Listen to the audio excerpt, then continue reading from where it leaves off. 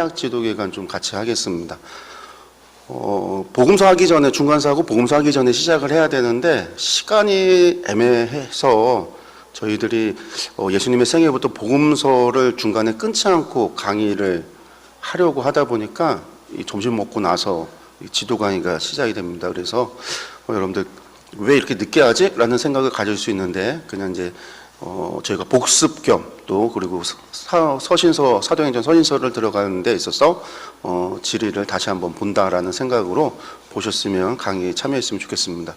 먼저 제가 지도기간 하면서 구약에 관한 것 복습, 중요한 것들만 복습 한번 하겠습니다. 중동, 고대 중동 지도 그리기 실습이라고 그랬죠. 저희가 보시면 첫날 할 때 이 칸하고 그런 것들 말씀드렸으니까 다 아실 거고요. 저희들이 보면 처음에 이제 지중해가 있고, 지중해에서 섬 하나가 큰 게 구브로 섬입니다. 구브로. 바나바가 구브로 출신이죠. 그리고 이제 나일강이 있고, 호수가 메로모스, 갈릴리 호수, 사해바다, 이렇게 레반트 지역에 세 개의 호수가 있습니다. 그리고 이제 시내산이 있고, 홍해, 아라비아 사막, 그리고 오른편 끝에가 페르시아만, 팥불이라고 그랬죠. 그래서 이제 파데갈이라고 그랬고 팥불이 두 개가 있는데 위에가 티그리스, 아래가 유프라데 강입니다. 그리고 이제 산맥에서 중요한 게 엘람과 바벨론을 경계가 되는 게 이 자그로스 산맥이라고 그랬고요. 티그리스강 북쪽에 우라르트하고 왕국하고 경계가 되는 우라르트 산맥이 있습니다. 그리고 이제 이쪽이죠. 이제 터키 지역의 경계가 되는 지역이 바로 아마누스 산맥입니다. 요런 정도는 저희들이 이제 구약을 보실 때 중동 그리기, 중동 지도에서 기본적으로 우리가 알아야 되는 부분들이라고 말씀드렸고요. 그리고 이제 레반트 지역의 주요 도시들을 좀 보시면, 오른쪽부터 바다부터 시작해서 해안가의 평원, 셰펠라 지역, 중앙산지, 요단지구대, 동부산지, 그리고 이제 동부 광야 이렇게 지형이 되어져 있고요. 지도를 그릴 때 중심선을 그린다고 그랬습니다. 강부터 할까요? 맨 밑에 사해바다 남쪽에서 5시 방향으로 세렛강이 흐르고요. 사해바다 중앙에서 오른편으로 있는 강이 아르논강이라고 해서 모압과 르우벤의 경계가 된다고 말씀드렸습니다. 요단강의 중앙에서 동부 쪽으로 흐르는 강이 하나 있는데 이게 바로 야복강입니다. 야복강. 그리고 갈릴리 바다 남쪽에서 동부 지역 길르앗 산지하고 바산 고원을 나누는 경계가 되는 강이 야르묵강이라고 했습니다. 요 네 개의 강은요 가장 기본이에요. 그래서 중심이 되기 때문에 꼭 알아둬야 되는 강들이고요. 저희들이 지도 그리기 때 중심선 그린다고 할 때 가장 먼저 그리는 선이 갈릴리 바다 남쪽에서 지중해로 지나가는 선이라고 했습니다. 요 선을 하나 긋고 사해바다 북단에서 선을 하나 긋고 사해바다 남단에서 선을 하나 긋고 그리고 이제 세로선을 그릴 때 세로선의 기준은요, 갈릴리 바다에서 지중해까지, 갈릴리 바다 남쪽에서 그은 가로선의 중앙부에서 세로로 내려가면은요, 요게 이제 중심선입니다. 가로에서 한 칸 가세요라고 하면 사실은 요게 한 칸이에요, 한 칸. 그리고 여기서 이제 바다만큼 또 가면은요, 2칸이 되겠죠.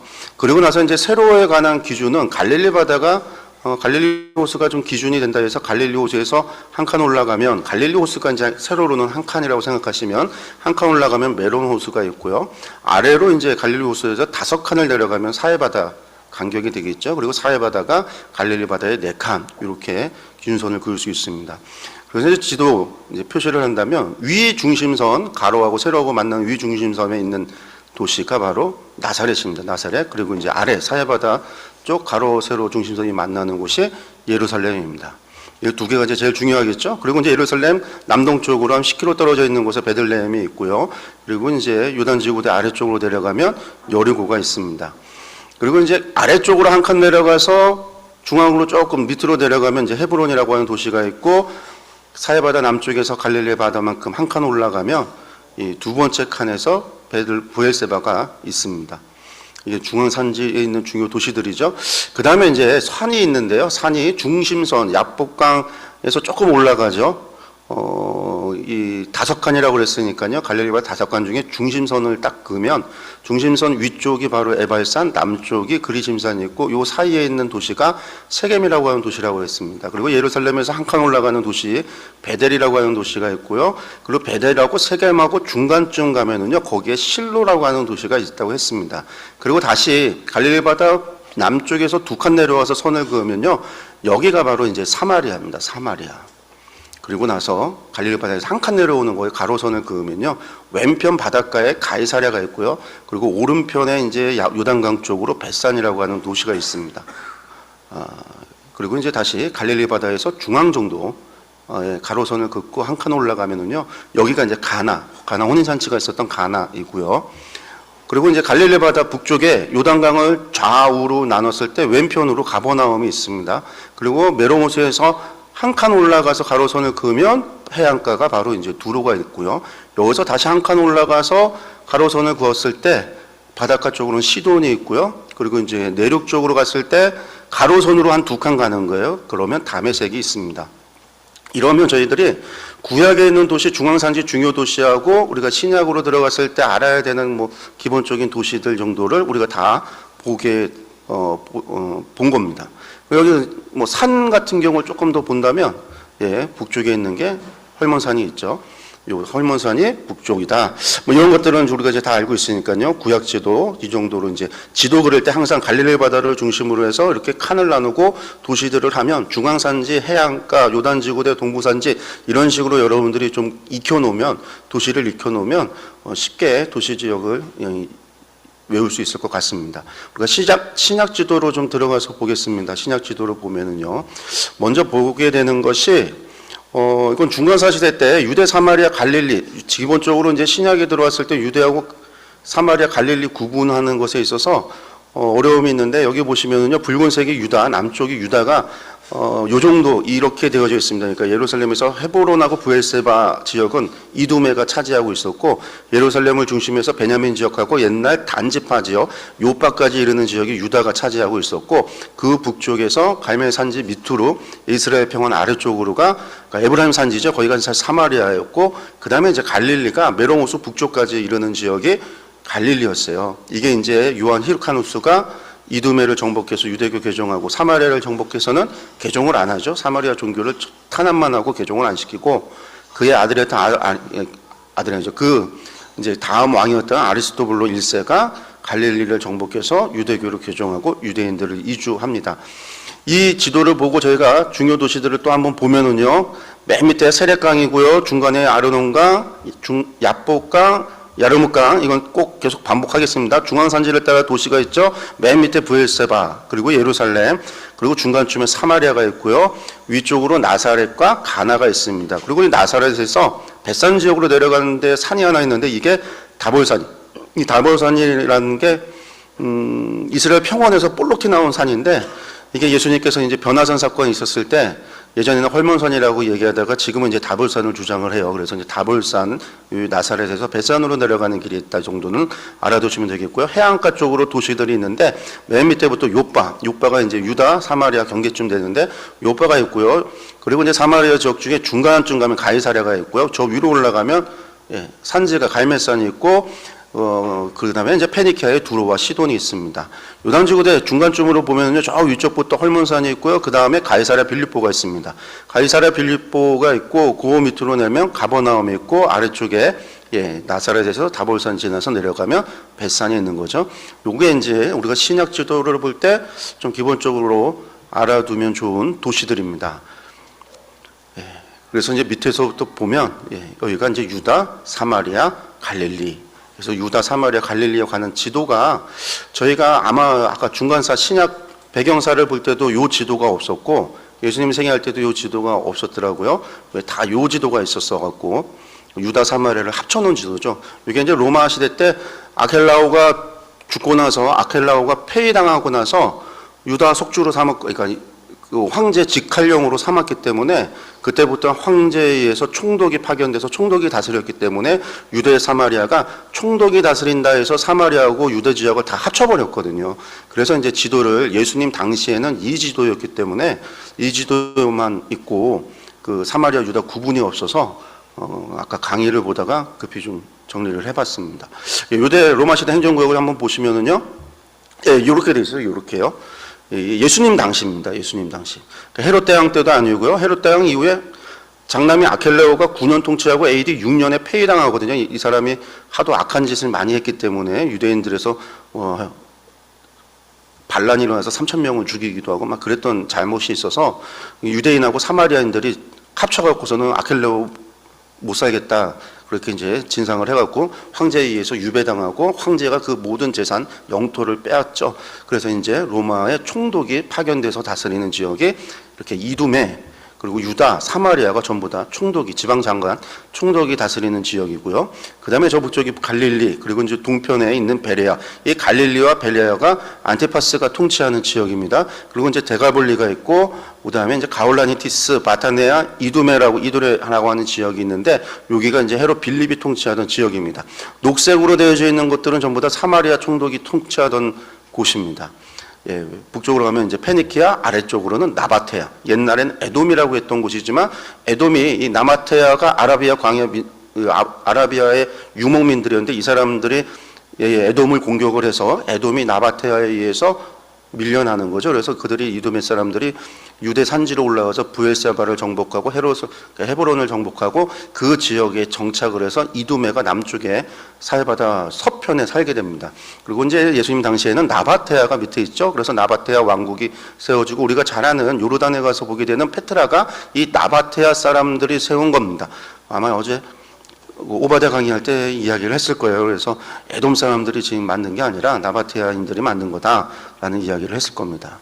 이제 중요 산지들을 좀 보시면은요, 왜 바닷가에 있는 갈멜산, 저 북쪽에 헐몬산, 아까 말씀드렸던 다볼산, 그리고 중앙심에 있는 에벌산과 그리심산이 있고요.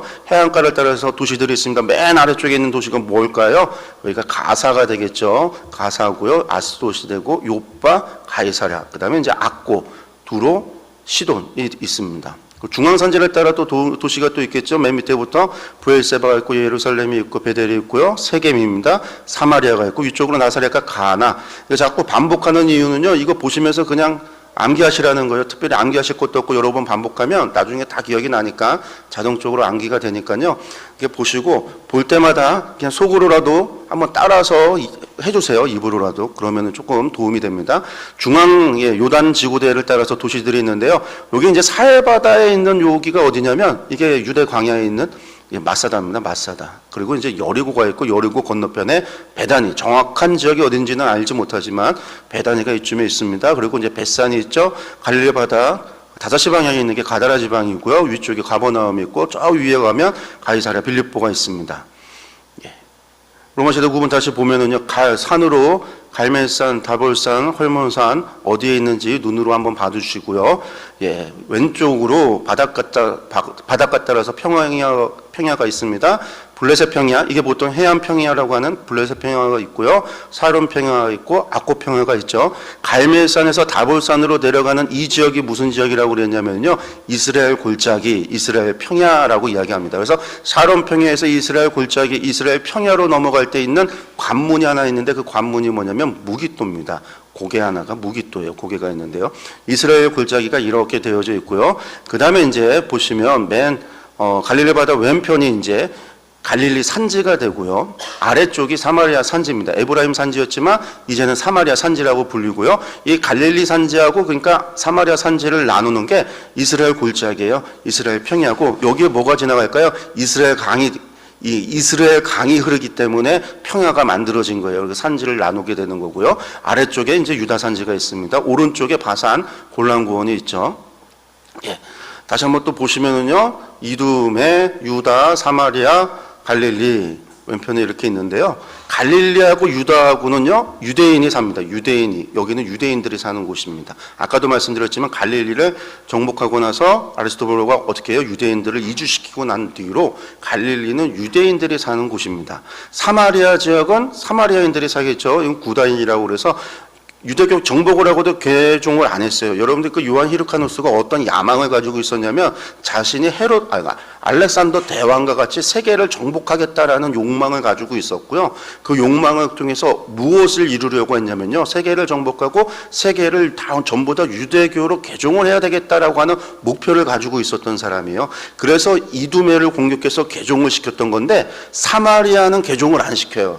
사마리아 공격해서 그리심산의 사마리아 신전을 완전히 파괴를 하고요. 개종을 안 시켜요. 왜 개종을 안 시키는가? 이게 유대인들의 인식인 거죠. 그들은 구다인, 이방인보다도 못한 사람들이다. 그 사마리아에 대한 그런 아주 적대감, 그리고 그들을 부정하게 여기는 여자들은 태어날 때부터 생리를 한다고 해서 부정하다. 이 율법으로 피가 묻으면 부정하고 그래서 여성들이 한 달에 한 번씩 부정하잖아요. 그래서 이제 정결하는 법이 레위기에도 보면 나오는데 아예 태어날 때부터 그런다는 말도 안 되는 그런 법을 만들어서 구전율법이죠. 구전율법. 그런 것들을 만들어서 사마리아인들을 아주 철저하게 부정하게 봤기 때문에 이들을 갖다가 개종을 하지 않아요. 그래서 사마리아인들은 자신들만의 사마리아 종교를 갖게 되죠. 그래서 사마리아인들은 당연히 어떤 생각을 가게 되냐면 토라만이 하나님의 말씀이고 다윗 왕조로부터 시작돼서 이어져 왔던 이 유대에 대해서는요 적대감을 가질 수밖에 없어요. 그래서 유대 왕조에 대한 그래서 역사서나 예언서나 다윗의 시편들이 있는 시가서나 이런 것들을 경전으로 안 믿는 거예요. 오직 토라만이. 그래서 사마리아 오경이라고 해서 그들만이 가지고 있었던 토라가 그들만의 사마리아 오경이 아주 중요한 경전이 되죠. 그리고 이것이 또 사본학적으로도 아주 중요합니다. 사마리아 오경의 사본들이 남겨져 있기 때문에요. 그런 것들이 이제 사마리아인, 그들은 이제 구다인이라고 불렀다. 여러분들 요세푸스 책을 보면은 실제로 요세푸스가 아예 사마리아인을 구다인이다 이렇게 표현하고 있는 것들 봐요. 그리고 이제 이두메가 있죠. 이두메도 붉은색으로 해놨는데 유대교예요. 유대교. 에돔 사람들인데 유대교인들입니다. 근데 이 이두메인들은요 예루살렘이 AD 70년에 멸망당하면 그 로마하고의 전쟁 당시에 이두메인들도 로마하고 전쟁에 참여했어요. 예루살렘에 이두메인들도 2만 명의 군인들이 참여해서 로마와 싸웠는데 그때 이두메인들도 다 죽게 되고 그러니까 2만 명의 군인들 다 죽고 그리고 나서 그 뒤로는 이두메가 역사에서 사라져 버립니다. 그게 이제 이두메에 대한 역사가 그 뒤로는 이제 다시는 이두메, 에돔에 대한 역사가 사라져버리고 그 사람들에 대한 흔적도 사실상 없어집니다. 그 뒤로는 어떻게 돼요? 전부 다 지금도 팔레스타인이잖아요. 팔레스타인, 블레셋이라는 얘기죠. 그래서 이제 우리가 그런 것들을 좀 구분해 보면 되겠고요. 동편 지역 여긴 전부 다 유대인들과 이방인 지역이지만 여기에도 유대인들이 흩어져 살았습니다.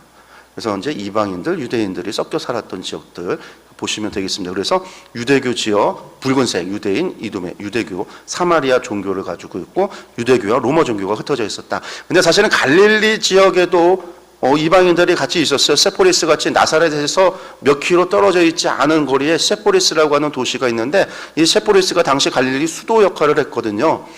디베랴도 마찬가지지만 디베랴보다도 세포리스가 아주 중요한 도시였는데 그 도시 같은 경우는 완전 헬라화 되어져 있는 헬라 도시예요. 헬라 도시. 이방인들이 모여 살고 유대인들도 그곳에서 살고 나중에 이제 예루살렘이 멸망하고 나면 유대인들이 전부 다 세포리스로 가서 거기에서 나중에 산헤드린 공의회 재건한다라고 할 때 우리가 얌니아 회의에서 재건했다고 하지만 그 산헤드린 공의회 건물이 어디 있었냐면 세포리스에 있었어요. 나사렛에서 몇 킬로 떨어져 있지 않은 바로 가까이에 붙어 있었던 거대 도시입니다.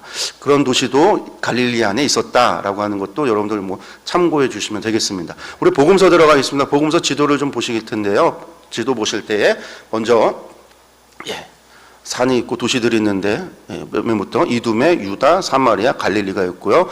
오른편으로 갈릴리하고 베레아가 그러니까 있는데 베레아 이 지역이 누가 다스렸냐? 안티파스가 통치하고 있었던 지역이죠. 그리고 데갈볼리, 시리아 총독, 그리고 가울라니티스, 바타네아, 이둘레 이 전부 다 빌립이 통치하고 있었던 지역입니다. 그리고 이제 페니키아, 나바테아 북쪽과 남쪽에 있습니다. 그리고 이제 애굽이 있죠. 애굽이 저쪽 끝인데 지도에 표현이 안 돼서 글자를 저기다 써놨습니다. 산을 보면 에발산과 그리심산이 있고 갈멜산이 있고 저 북쪽에 헐몬산이 있고요.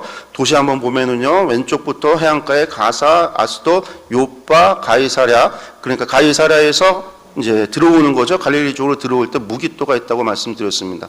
그리고 중앙에 보시면 예루살렘이 있고 베들레헴 붙어 있고요. 저 위쪽에 나사렛이 있고 여리고 순서가 지금 막 올라갔다 내려갔다 하는데 여러분도 이제 순서대로 가면은 외우기 이게 금방 할 것 같아서 지금 바꿔놓은 거예요, 순서를요. 그 다음에 이제 나사렛에서 요단강 쪽으로 내려가는 벳산이라고 하는 도시가 있습니다. 예수님 생애 때 나사렛에 뭐 있다가 갈릴리 지역에서 예루살렘으로 이제 올라가잖아요. 호적을 정리하러 올라갈 때 베들레헴에 갔었고, 베들레헴에서 예수님 태어나셨다가 애굽으로 피신을 했다. 노란색 그 애굽으로 피난 간 날이고, 그리고 갔다가 이제 헤롯이 죽었다는 소식을 듣고 돌아왔다라고 했을 때 예루살렘으로 못 가고 나사렛으로 갔다라는 거죠. 나사렛으로. 그리고 이제 12사가 되면 12세에 다시 예루살렘을 방문하는 이야기가 누가복음에 있습니다. 갔다 왔다라는 거죠. 요 지도를 보면은요, 나사렛에서 벳산으로 가서 벳산에서 요단 이 계곡길을 따라서 내려와서 여리고에서 통해서 예루살렘으로 다시 올라가는데, 이게 당시에 갈릴리 유대인들이 예루살렘으로 올라가는 순례길이에요. 왜 이렇게 가냐? 사마리아가 부정하니까요. 여러분들 부정하다라고 하는 건 접촉을 통해서 이루어진다고 말씀을 드렸죠. 접촉되는 모든 것이 부정하기 때문에 부정한 사람이 있으면 그 건물도 부정하고 그 땅도 부정해요. 사마리아 땅은요, 사마리아인들이 살기 때문에 사마리아 땅이 부정해요.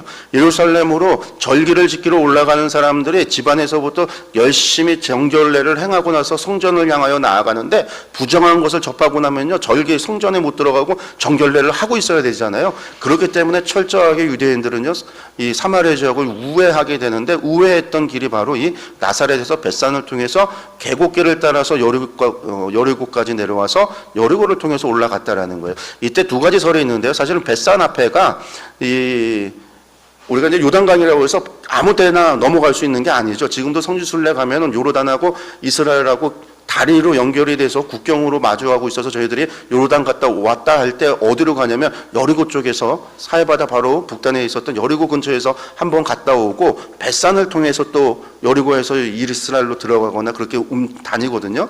그 길이 그렇게 있는데, 왜 그러냐면 거기가 길이 들어갈 수 있는 여건이 되기 때문에 그래요. 환경이. 어떤 지역은 산으로 돼서 절벽으로 되어 있으니까 사람이 못 내려가는 지역도 있고, 어떤 지역은 다닐 수 있는 지역도 있고, 여기 계곡, 요단지구대가 엄청나게 넓은 계곡이지만 강이 흐르면서 그곳이 우리가 생각하는, 우리가 보통 여리고에서 바라보는 전부 다 그렇게 되어져 있지는 않거든요. 그래서 이제 뭐가 있냐면 요단 나루터라는 것이 있어요. 요단 나루터가 몇 군데 있어요. 몇 군데. 그래서 그곳을 통해서만 배를 타고 움직인다, 이제 강을 건넌다라는 거죠. 여러분, 우리가 이제 사사기에서도 그게 나오잖아요. 그래서 요단 나루터에서 이 에브라임 집밭 사람들 죽일 때 시볼레 해바라 하고서는 그거 하는 이야기가 나오잖아요. 그때가 요단 나루터를 지키고 있었다. 그러니까 강을 건널 수 있는, 도하를 할 수 있는 지역들이 몇 군데가 있는데, 그 중에 대표적인 게 바로 벳산, 갈릴리 바다 남쪽에서는 벳산, 사해바다 북쪽에서는 여리고 지역이에요. 그래서 아예 강을 건너서 동편 요단지구대 계곡길을 따라서 내려와서 다시 배를 타고 여리고 쪽으로 넘어가서 올라갔다라는 얘기가 있고, 아니면 그냥 계곡으로 내려가서 계곡을 따라서 쭉 내려와서 여리고로 올라갔다라고 하는, 그렇게 주장하는 경우도 있습니다. 어쨌든 길이 이렇게 이어진다라는 것이고요. 공생의 준비 기간을 보시면은요, 6월절에 우리 예수님의 생애하고 복음서하면서 한 번씩 다 보셨지만, 다시 보면 나사렛에서 당연히 계곡길을 따라서 여리고를 통해서 예루살렘을 갔다가 이제 다시 돌아오죠. 돌아오는데, 공생의 기준이 되는 6월절에 요한복음에 있는 기록이겠죠. 그래서 가나 혼인잔치, 여기 보면 벳산 밑에 에논이라고 하는 지역이 하나 있는데, 보시면은요, 에논이 세례 요한이 세례를 베풀던 세례 요한이 집회를 하던 그러한 대표적인 지역입니다. 물이 풍부했던 지역. 그래서 이 요한복음에서 예수님의 제자들, 4명의 제자들을 삼았던 곳이 이 에논이 아닐까라고 추측을 하는데, 이 에논을 통과한 다음에 가나를 갔다가 가나에서 가버나움으로 내려갔죠, 한번. 그 다음에 이제 어떻게 해요? 6월절에 요한복음을 보니까 예루살렘에 올라갔다. 그리고 예루살렘에서 8개월 동안 사역하시고 갈릴리로 돌아가시는데, 이때 사마리아를 통해서 수가성을 지나서 갔다라는 거예요. 수가성은 그리심산 아래쪽에 있습니다. 그리심산 아래쪽에 수가성을 지나서 갔다라는 거죠. 그리고 갈릴리에 가서 갈릴리 1차 순회 사역을 했다. 이때 가나, 나사렛 이 지역들을 상부 갈릴리 아니고 하부 갈릴리 쪽으로 도르셨다라고 하는 것들이 우리가 이제 마태복음이나 우리가 마가복음을 통해서 확인해 볼 수 있고요. 두 번째, 2년차, 공생의 2년차에 또 예수님께서 계곡길을 따라 예루살렘에 올라갔다가 6월절을 못 지키고 바로 내려오시죠. 요한복음 5장에 보면은 베데스다 연못 고친 사람 때문에, 그것 때문에 안식일 논쟁이 일어나서 돌아오시게 되고, 아마도 이때도 사마리아를 통해서 오지 않았을까? 성경에는 없습니다. 저희들이 이제 가상으로 추측을 하기를 또 가시지 않았을까라고 추측을 할 뿐이고요. 그러니까 이 지도, 이거는 이제 저희들이 그렇게 추측을 해서 그린 거고요. 그리고 이제 공생의 2년 전체가 갈릴리 순회 사역이 중심이 되어져 있습니다. 그래서 갈릴리 나인성 과부 이야기 그리고 이제 순회 사역을 하고요. 요때 중요한 것 가운데 하나가 거라사 지방으로 바다를 타고 동부 지역으로 이방인 지역이 있잖아요. 아까 말씀드렸죠. 이 이방 지역에 갔다가 오시는 이야기가 2년 차에 한 번 있습니다.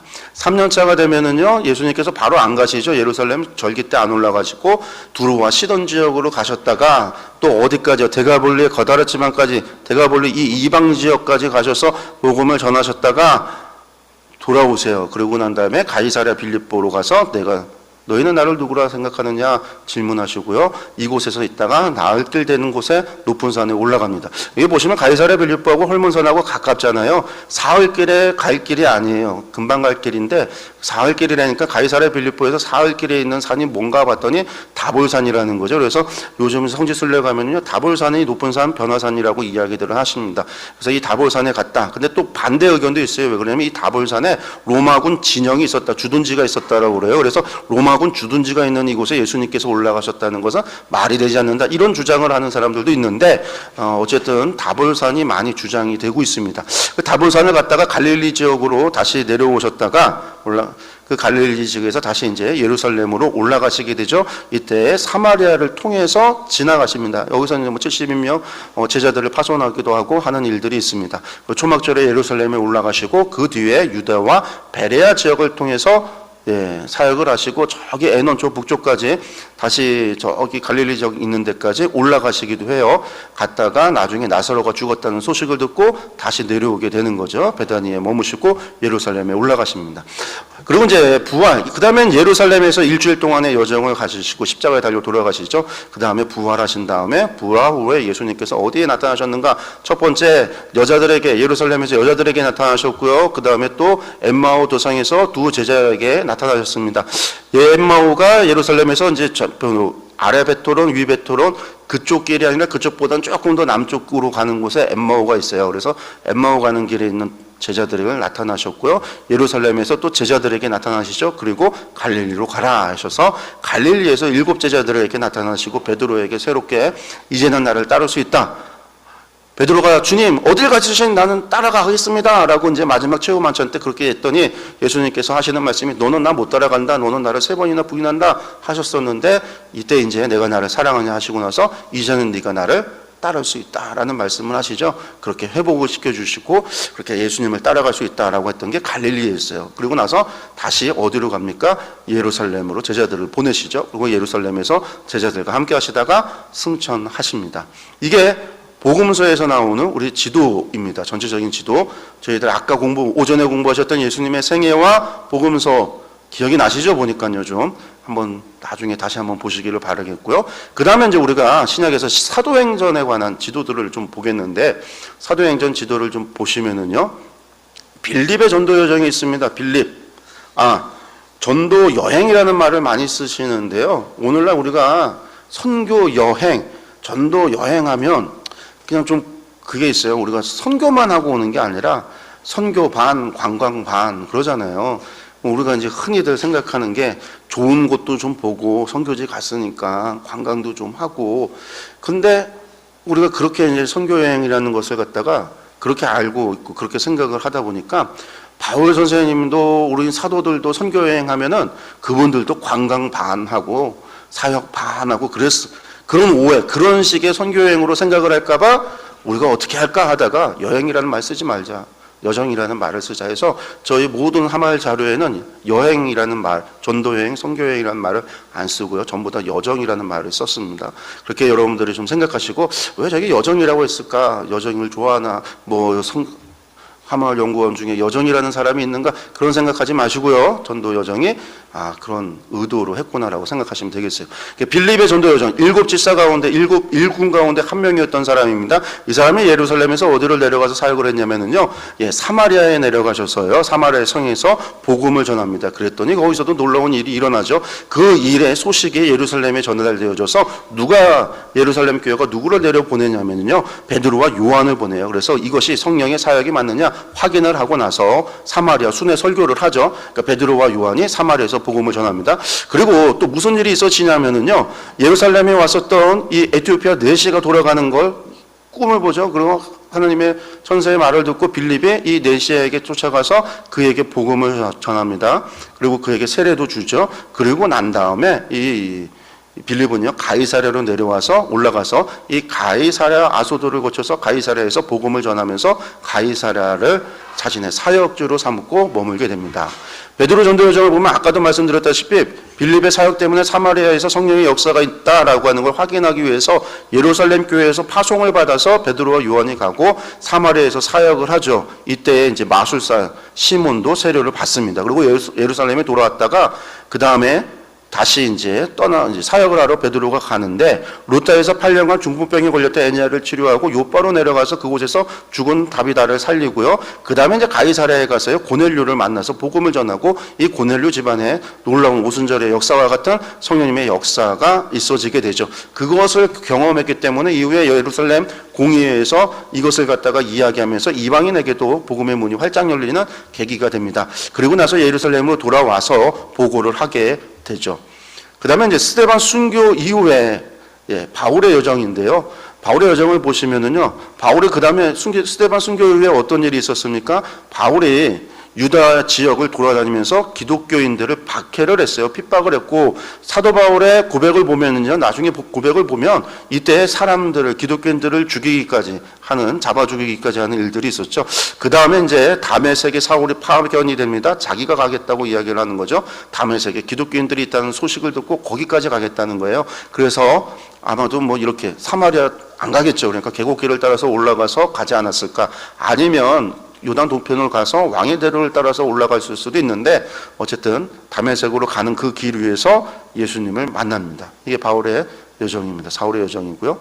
근데 사울의 선교지, 그리고 사울의 선교지를 좀 본다면, 지도를 좀 보시면 우리가 이제 시리아 안디옥 하잖아요. 요 지역이 시리아입니다. 지금의 시리아 지역이에요. 시리아 지역, 레반트 지역에서 저기 터키 지역 그쪽으로 이제 만나는 아마누스 산맥으로 경계를 삼아서 동편 지역이 시리아 지역입니다. 그리고 아마누스 산맥 넘어가는 시리아하고 저 반도 사이에 있는 지역이 이제 길리기아, 사도 바울의 고향이 있는 길리기아가 되고요. 길리기아에서 조금 올라가면 고원, 아나톨리아 고원에 갈라디아가 있고요. 아나톨리아 고원에서 에게 쪽으로 내려가면은요, 아시아 지역이 있죠. 아시아. 그 다음에 이제 우리가 잘 아는 그리스 지역에 이제 마게도니아, 북쪽에 마게도니아, 아래쪽에 아가야가 있습니다. 그리고 우리가 로마서에 보면 일루리곤까지 복음 전했다라고 하는 일루리곤이 여기에요. 뭐 오늘날로 지도로 보면 크로아티아 정도 되는데요. 일루리곤이에요. 이 일루리곤이 이탈리아 반도하고 경계를 하고 있어요. 그래서 일루리곤까지 복음 전했다라는 얘기는 로마 동편 지역, 로마를 중심으로 동편 지역은 복음을 다 전했다라는 이야기가 됩니다. 그리고 이제 로마가 되겠고요. 저쪽 스페인이 서바나가 됩니다. 바울 사도의 첫 번째 선교지는 이 지역이었죠. 갈라디아. 1차 전도 여정은 갈라디아에서 있었고, 2차는요, 요 에게를 중심으로 이 마게도니아 아가야, 요 지역이 되겠고요. 3차는요, 아시아로부터 시작해서 마게도니아 아가야, 일루리곤까지 됩니다. 4차는 어디일까요? 요렇게 로마까지 포함이 되죠. 로마까지 포함이 되고요. 우리가 이제 5차라고, 저희가 하마성령학교에서 5차라는 말을 처음 쓰기 시작을 했는데, 5차라고 이야기할 때는 요 서바나 지역까지를 포함해서 이야기를 합니다. 우리가 이제 바울사도 그러니까 가장 중요한 지역이 많은 사역을 1, 2, 3차가 되어지는 게 전부 다 에게를 중심으로 이루어지는 지역이에요. 그리고 특별히 아시아, 갈라디아, 길리기아라고 하는 요 지금의 터키 지역, 요 지역입니다. 요 지역의 지형을 좀 우리가 함께 보시면은요, 이렇게 되어져 있는데, 경계를 나누는 것이 산맥이에요. 산맥. 아까 우리 이스라엘을 할 때는 강을, 4개의 강을 계속 얘기를 했는데, 여기서는 산맥을 좀 알아야 되는데요. 요 시리아 안디옥 교회가 있었던 안디옥, 요 시리아하고 길리기아를 나누는 산맥이 하나 있습니다.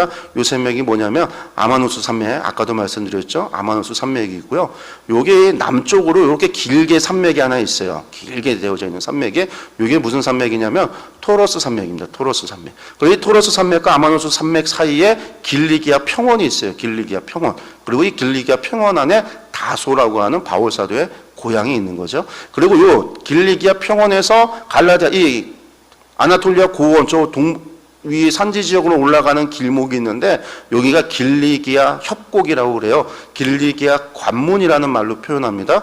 여기가 중요한 게 이 로마에 있었던 사람들이나 이쪽 아시아에 있었던 사람들이 이 레반트 그리고 이제 근동으로 고대 근동 지역으로 넘어가려면요 반드시 이 협곡을 타고 넘어가야 돼요. 저 북쪽으로 높은 산지가 있기 때문에 사람들이 다니질 못해요. 그래서 여기가 아주 가장 중요한 관문입니다. 관문. 그래서 이제 관문이라고 표현을 하고요. 요 길리기아 협곡을 타고 올라가면 고원지대가 나오는데 우리나라 개마고원처럼요 여기가 무슨 고원이냐면 아나톨리아 고원이라고 불리우는 고원지대가 나와요.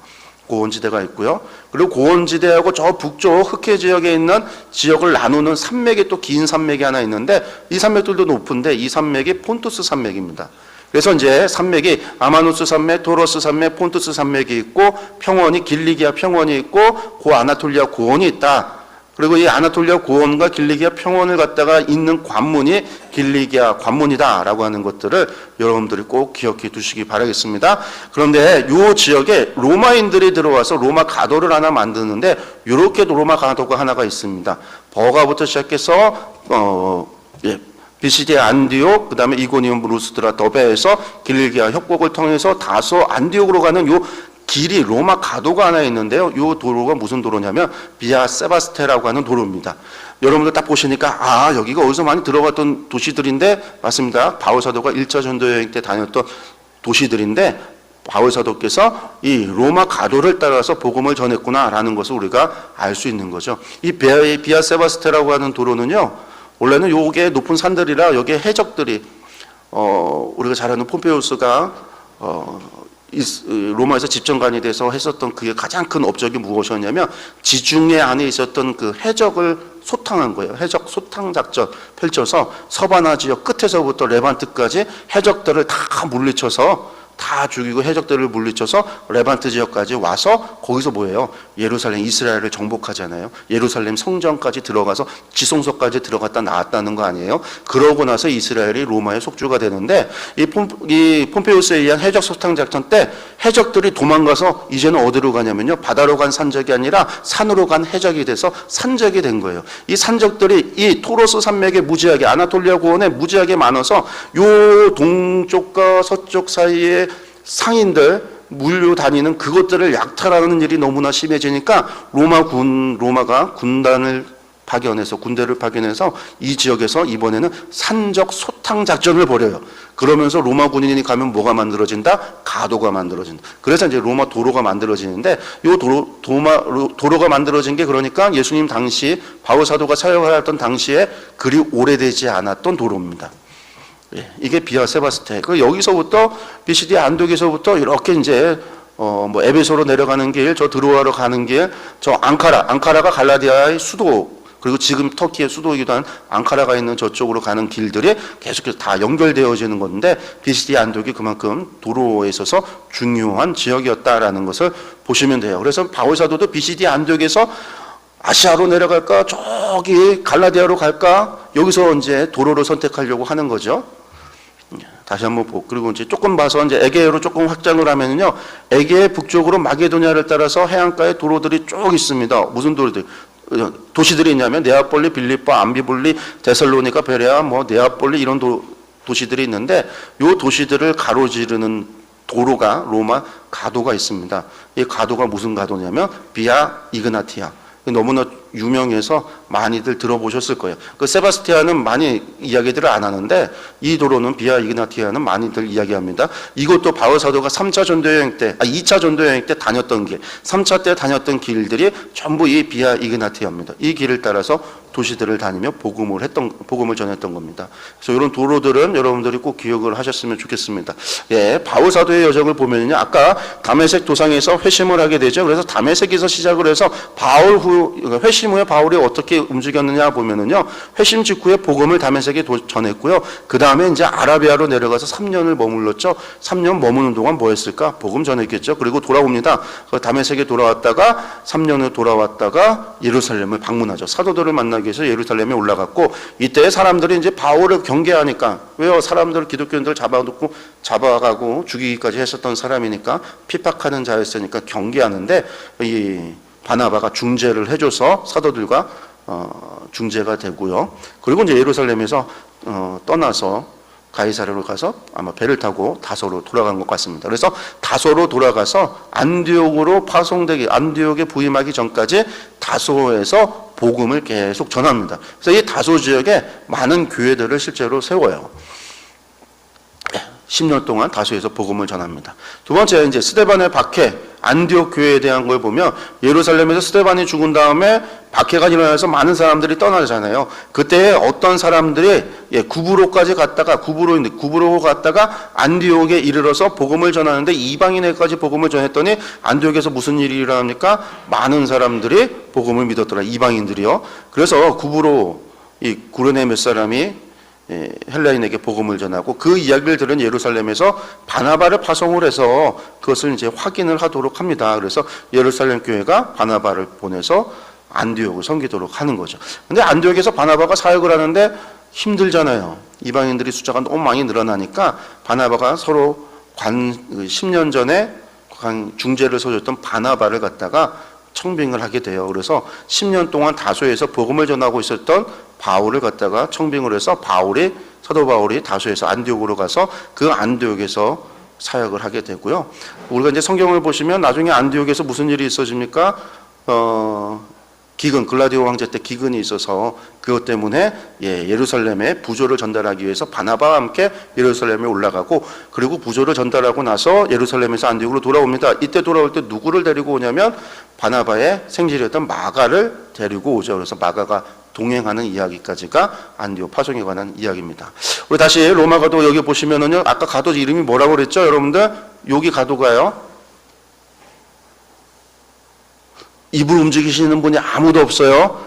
사실은 제가 보는 거에 사진 얼굴 나오시는 분이 딱 3분밖에 안 되세요. 다른 분들은 다 이름만 있어서. 여기 비아 세바스테라고 있습니다. 비아 세바스테. 마게도냐 지역에 있는 도로는 무슨 도로요? 이그나티아, 비아 이그나티아. 여기에는 비아 세바스테. 기억하시면 되겠어요. 비아 세바스테. 요 빨간 길이 중요하죠. 왜? 여기가 이제 바울 사도가 다녔던 지역이다.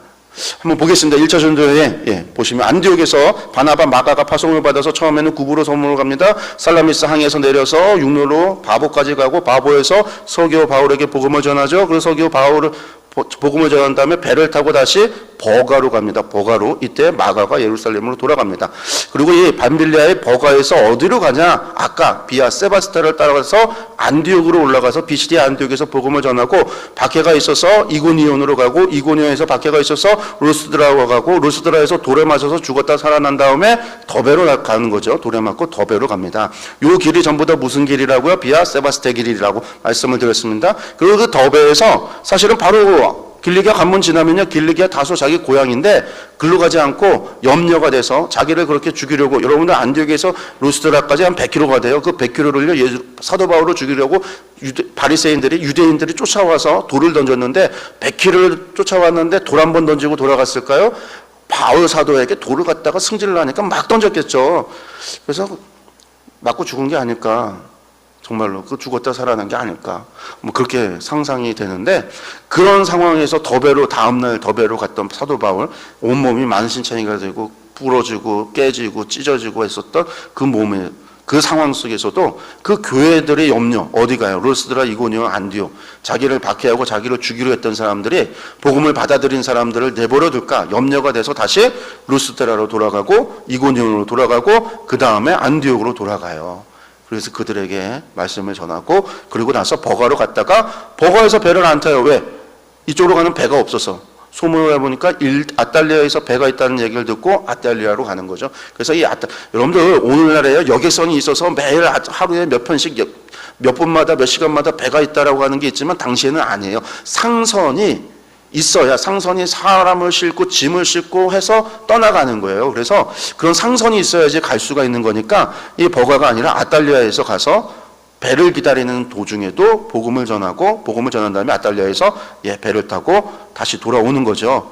그래서 이제 안디옥으로 돌아옵니다. 그리고 난 다음에 무슨 일이 벌어지는가? 이 1차 전도여행 한 1년 정도 갔다 온 사이에 무슨 일이 있냐면, 예루살렘에서 안디옥에서 내려온 어떤 유대인 기독교인들이에요. 헬라인 기독교인들한테 무엇을 요구해요? 율법을 지켜야 된다고 할례를 요구하고 율법 지킬 것을 요구해서 안디옥 교회들이 문제가 발생을 해서 이 때문에 예루살렘 회의가 열리는 거죠. 그래서 안디옥에서 예루살렘을 올라가는데 이때 누가 가냐면 이번 이제 세 번째 방문입니다. 회심 후 세 번째 방문인데 바나바가 가고 헬라인 디도가 같이 동행을 합니다. 그 예루살렘 회의에서 결국은 이방인 선교가 문이 열려지고 율법을 행하지 않는 것을 네 가지를 권고하죠. 권고사 피를 가까이 하지 말고 우상에게 드려진 것 먹지 말고 목매어 죽인 것 먹지 말고 뭐 이런 것 그리고 하나가 뭐였죠? 갑자기 생각이 안 나네요. 어쨌든 이 네 가지에 대해서 권고를 하죠. 하지 말라. 그게 구원하고 문제가 구원을 받고 안 받고의 문제가 아니라 오직 구원은 예수 그리스도의 은혜로 말미암았다라고 하는 것을 확정하는 사건이 벌어지고 그리고 이제 그것에 대해서 뭘 하죠? 이 문제가 발생했던 지역에 이 회의의 결과를 전하기 위해서 증인 둘을 보냅니다. 그 증인 둘이 누구냐면 유다와 실라예요. 그 유다와 실라가 동행을 해서 안디옥에 와서 이 안디옥에서 보면 길리기아 사도행전 15장을 보면요. 길리기아 안디옥과 길리기아의 형제들이라고 표현을 해요. 그들에게 이 소식을 전해요. 그럼 길리기아에는 도대체 언제 복음이 전해서 이방인들이 믿었기에 길리기아 형제들 교회들이 있다고 얘기할까요? 아까 말씀드렸습니다. 사도 바울이 10년 동안 길리기아 다소에 있을 때 복음을 전했기 때문에 거기에도 이미 이방인 선교가 이루어져서 이방인 교회가 있었다라는 겁니다. 그래서 이제 보내지고요. 그리고 나서 저희들이 볼 때에 이때에 갈라디아에 이제 사도 바울이 편지를 썼다. 이 지역이죠. 갈라디아. 이때 이제 갈라디아서 이야기하면 안디옥, 이고니온, 더베, 루스드라 뭐 요 지역들이 돼요. 그래서 이 지역들을 우리가 흔히들 남갈라디아라고 이야기를 하고 북갈라디아라고 하면요. 요 호리봉같이 생겼을 때 북쪽이에요. 아까 앙카라가 위쪽에 있다고 그랬죠. 갈라디아의 수도였던 앙카라. 그래서 이 앙카라가 있는 지역이 북갈라디아인데 죄송합니다. 지금 벌레가 제 입에 들어갔어요. 말하는데. 죄송합니다. 예, 빼냈습니다. 강의 중에 입속에 벌레가 들어간 건 처음입니다.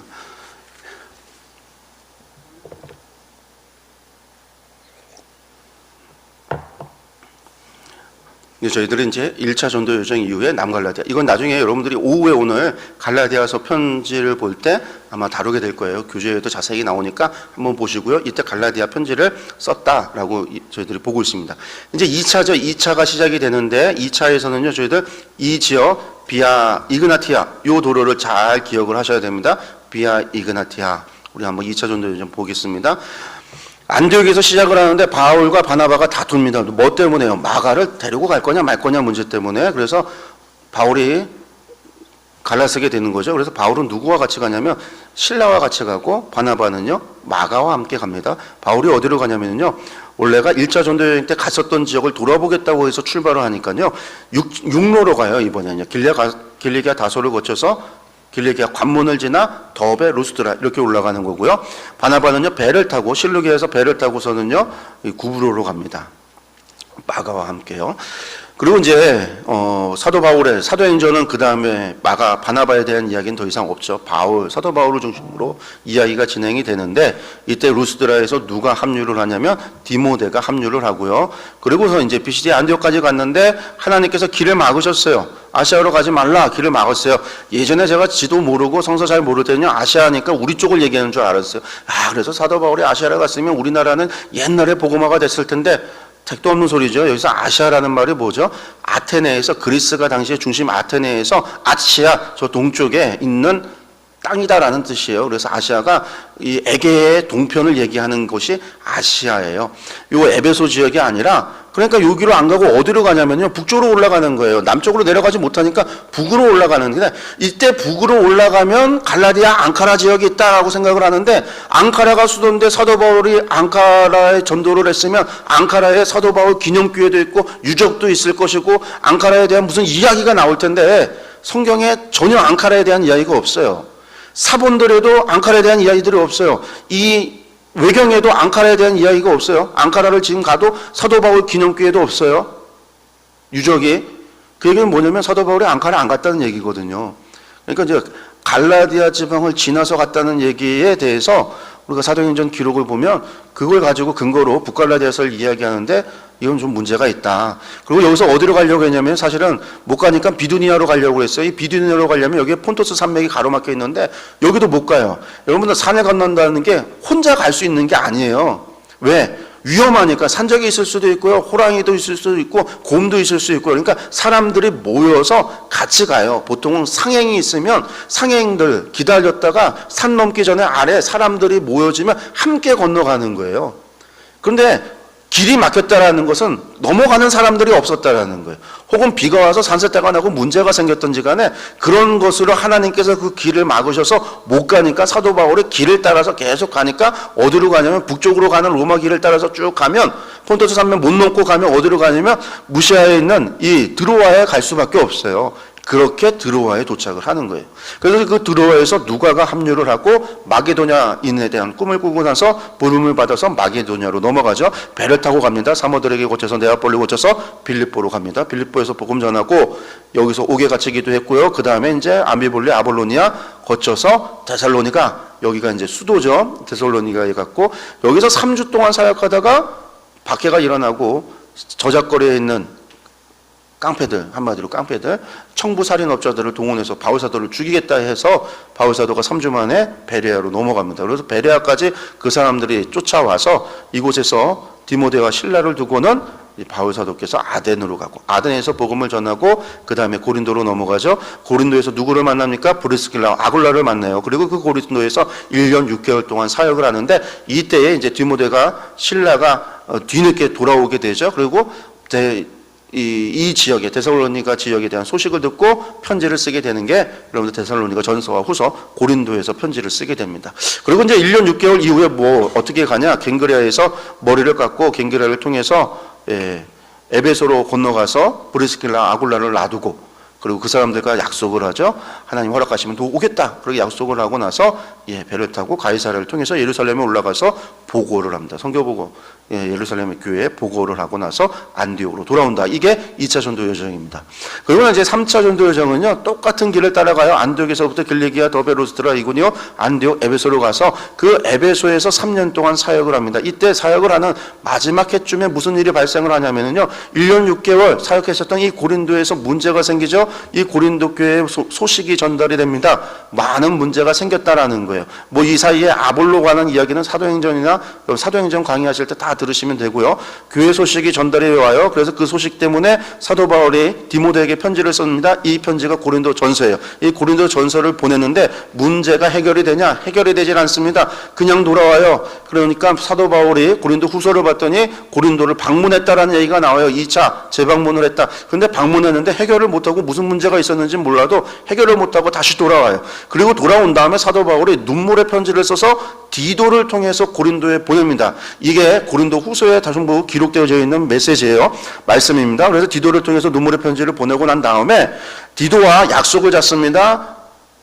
몇 월 며칠에 이 마게도냐에서 만나자라는 약속을 해요. 그리고 사도 바울이 그곳을 가려고 준비를 하는데 먼저 디모데하고 에라스도를 갖다가 보내고요. 그 다음에 에베소에 소동이 일어나서 이제 떠나게 되는 거죠. 그래서 빌립보까지 가서 나중에 이제 디도가 찾아와서 디도를 만나게 되고요. 바울이 디도를 만난 다음에 고린도 후서 편지를 써서 디도 편에 보냅니다. 그리고 난 다음에 이 지역에서 연복 얻고 사역을 다 마치고 나서 고린도로 가게 되는 거죠. 그리고 고린도로 가서 여기서 보니까 로마서를 보니까 일루리곤까지 복음을 다 전했다. 아마도 이 기간에 일루리곤까지 복음이 전해진 것이 아닐까 우리가 추측을 하는 거고요. 그리고 나서 이 고린도에서 로마에 편지를 보내는 게 로마서입니다. 그리고 난 다음에 이제 돌아오는데 배를 타고 오는 게 아니라 육지를 통해서 돌아와요. 그래서 드로아에서 복음 전하고요. 그리고 이제 밀레도에 가서 에베소 장로들을 만나고요. 그리고선 이번 두로로 가는 배를 타서 두로에서 악고 가이사랴를 지나서 예루살렘으로 갑니다. 이때에 가는 곳마다 성령님의 역사로 올라가지 마라. 이런 이제 가면 죽는다라고 하는 이야기들을 계속 듣게 되는 거죠. 그리고 예루살렘에 올라가서 선교 보고를 합니다. 그리고 이제 예루살렘에서 바울 사도가 체포가 되는 이야기, 이게 4차. 우리가 보통 로마로 가는 여정이라고 하는데 저희는 4차 전도 여정이라고 표현을 합니다. 왜 그러냐? 이때도 바울 사도는 계속 복음을 전하니까요. 그렇기 때문에 전도 여정이라고 저희들이 표현을 해요. 수동적, 능동적이 아니라 수동적으로 붙잡혀서 체포돼서 가는 거지만 그럼에도 불구하고 복음은 전파되기 때문에 4차 전도 여정이다. 예루살렘에서 체포됩니다. 가이사랴로 이송돼서 2년간 가이사랴에 감금이 됐다가 황제에게 상소해서 황제의 재판을 받기 위해서 로마로 가게 되죠. 시돈을 거쳐서 루기아로 가고 이 루기아의 무라에서 배를 갈아탄 다음에 니도를 거쳐서 살모네라스야 미양을 거쳐서 가는데 우리 이 유라굴라오 이 광풍을 만나서 14일 동안 표류하다가 멜리데에 도착을 하고 멜리데에서 겨울을 보내고 나서 배가 들어와서 겨울 지나고 배가 들어와서 그 배를 타고 수라고사 레기온 보디오 아피오 저자 트레이스 테베르네를 거쳐 로마로 가는 게 4차 전도 여정입니다. 여기 이제 로마로 간다. 이게 사도행전 28장의 이야기죠. 그러면 끝이냐? 아니에요. 사도 바울의 이야기는요. 그 다음에 가택 연금되어져 있는 상황 속에서 무슨 일이 일어나냐면요. 우리가 서신서를 보니까 옥중서신이라고 불리우는 이 서신들을 보니까 골로새 교회에서 사람을 보냅니다. 누구를 보내냐? 에바브라를 보내요. 이 에바브라가 골로새 교회의 소식, 지도자예요. 골로새 교회의 지도자였고 바울 사도의 제자, 에베소에서 3년간 복음 전할 때의 제자였고 그때의 골로새 교회를 개척했던 사람이 에바브라인데 이 사람이 바울의 사도가 가택 연금됐다는 소식을 듣고 찾아오는 거죠. 방문을 합니다. 그러고 나서 이 에바브라 편에 에바브라를 통해서 골로새의 소식을 듣고 에베소 교회의 소식을 들어요. 그래서 그 소식을 듣고 그곳에 편지를 쓰게 됩니다. 이 편지를 누가 가지고 가냐면요. 두기고라고 하는 사람과 오네시모라고 하는 두 사람 편에 에베소서 그리고 골로새서 그리고 빌레몬서라고 하는 세 편의 편지를 써서 두 사람을 통해서 보냅니다. 그래서 이제 이 에베소서, 골로새서, 빌레몬서가 두기고와 오네시모를 통해서 에베소 교회와 골로새 교회 그리고 골로새 교회의 지도자였던 빌레몬에게 전달이 되는 거고요. 그리고 또 빌립보 교회가 바울 사도가 가택 연금됐다는 소식을 듣고 사람을 보냅니다. 그래서 그 사람이 누구냐면 에바브라 디도예요. 그러니까 여기서 헷갈리면 안 됩니다. 골로새에서는 에바브라, 빌립보에서는 에바브라 디도. 헷갈리는 경우가 있는데 이 에바브라 디도가 방문을 하고요. 그래서 이 에바브라 디도 통해서 빌립보 교회의 소식을 듣고 빌립보 교회에 편지를 쓰게 되는 거죠. 누가 데리고 편지를 가지고 가냐면 에바브라 디도 편의 빌립보 교회 빌립보서가 전달이 돼요. 원래는 디모데를 보내려고 했다가 에바브라 디도를 보내는 거죠. 그래서 이 빌립보서가 쓰여진다. 그래서 이 네 편의 편지를 우리가 옥중서신이라고 하는데 옥중서신이 아니라 가택연금서신이라고 말하는 게 좀 맞겠죠. 그리고 혹은 이제 목회서신이라고 그러면 목회서신이 아니죠. 이게 이제 옥중서신, 가택연금서신입니다. 그 다음에 이제 2년이 지나서 풀려납니다. 2년 뒤에 풀려나요. 사도행전에 없는데 성경에 없는데 근데 이제 우리가 외경이나 다른 기록을 보면은요 요세비우스의 귀회사를 봐도 풀려난 이야기들이 나옵니다. 사도 바울이 풀려났다라고 명시되어 있지 않지만 사도 바울이라고 유추할 수 있는 그런 기록들을 우리가 찾아볼 수 있는데요. 2년 후에 풀려난 다음에 아마 저희들의 생각에는 서바나를 가지 않았을까?